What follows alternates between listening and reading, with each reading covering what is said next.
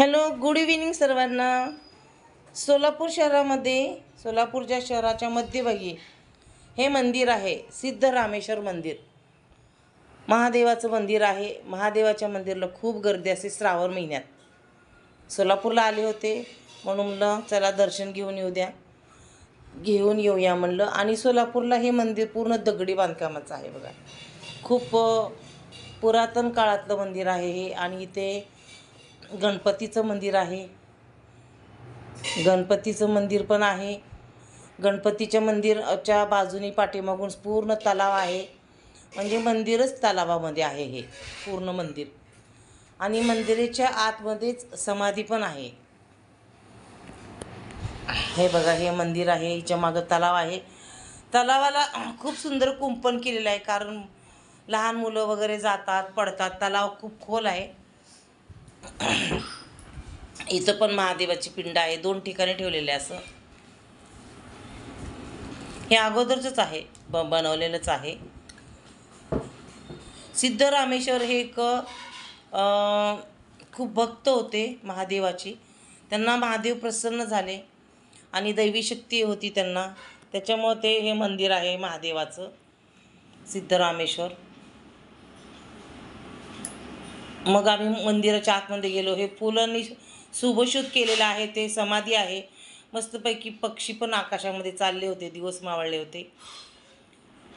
इतकं सुंदर केलेलं आहे. आणि आज शिवामूठ तीळ होती, त्याच्यामुळं तिळांनी पूर्ण त्यांची समाधी अशी सजवली होती. आणि ही पूर्ण फुलांनी त्यांनी सजवलेलं आहे त्यांची समाधी. खूप गर्दी अशी. सोलापूरचे पूर्ण लोक, भाविक, आजूबाजूचे खेडेगावचे भाविकसुद्धा येतात तिथे. डब्बा वगैरे घेऊन येतात, जेवण वगैरे इथंच करून जातात. गार्डन आहे छोटंसं बाजूला. किती सुंदर पक्षी चाललेत बघा आकाशामधून.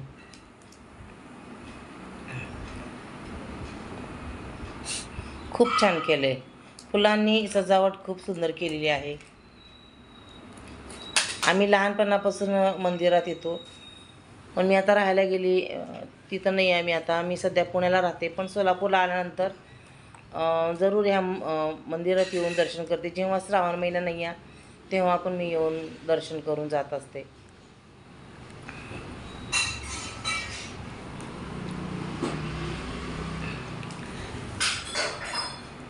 सिद्धेश्वर मंदिर म्हणतात. खरं तर हे सिद्धरामेश्वर असं नाव आहे त्यांचं, पण सिद्धेश्वर मंदिर म्हणून प्रसिद्ध आहे हे मंदिर. तर पूर्ण समाधी आहे ही. आतमध्ये त्यांची समाधी आहे. आणि समाधीच्या बाजूला, बाहेरच्या बाजूला थोडंसं तिथं त्यांचं मंदिर आहे. म्हणजे महादेवाचं मंदिर आहे हे बघा. महादेवाचं मंदिर आहे हे. खूप गर्दी होती, मग आम्हाला काही दर्शन झालंच नाही. आणि डोळ्याचं ऑपरेशन झाल्यामुळे बाहेरून दर्शन केलेलं आहे. मंदिर पण खूप सुंदर केलं. आता अगोदर छोटं होतं मंदिर, म्हणजे मंदिराचा परिसर छोटा होता, तर मंदिराचा पूर्ण परिसर मोठा केला. हे आम्ही बाहेर टीव्हीवर, स्क्रीनवर असं दर्शन घेतलं त्यांचं. मंदिर मोठं आहे. भाविक खूप मानतात. सुंदर असा तलाव आहे. तलावाच्या मध्यभागी मंदिर आहे. आणि कारंज्या वगैरे पण केलेल्या आहेत मंदिराच्या तलावामध्ये. बदक वगैरे आहेत. बोटिंग आहे. तर वातावरण खूप सुंदर होतं. प्रसन्न होतं मन आपण दर्शनाला आल्यानंतर. तिथं किती सुंदर आहे बघा. कारंज्या पण खूप सुंदर आहे. संध्याकाळच्या वेळेला लाईटिंग वगैरे पण खूप सुंदर दिसतं.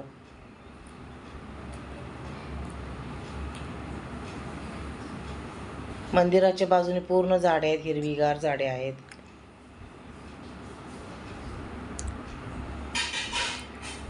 प्रत्येक सणाला म्हणजे दिवाळीला वगैरे दिवे पण लावतात इथे.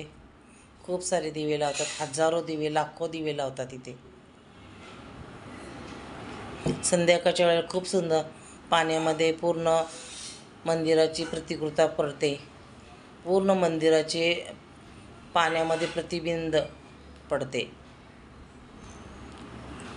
बघा. खूप सुंदर दुकानं पण आहे छोटे छोटे. मंदिराची पूर्ण प्रतिमा दिसते पाण्यामध्ये संध्याकाळी. एवढे सुंदर दिसतं मंदिर. लाईटिंग वगैरे केलेलं असतं ना श्रावणमध्ये मध्ये म्हणून खूप छान दिसतं. दुकानं पण आतल्या बाजूला आहेत मंदिराच्या आतमध्ये. म्हणजे महिनाभर इथे खूप छान असं यात्रा भरते सिद्धेश्वर मंदिरामध्ये. आणि जानेवारीमध्ये सिद्धेश्वर मंदिराची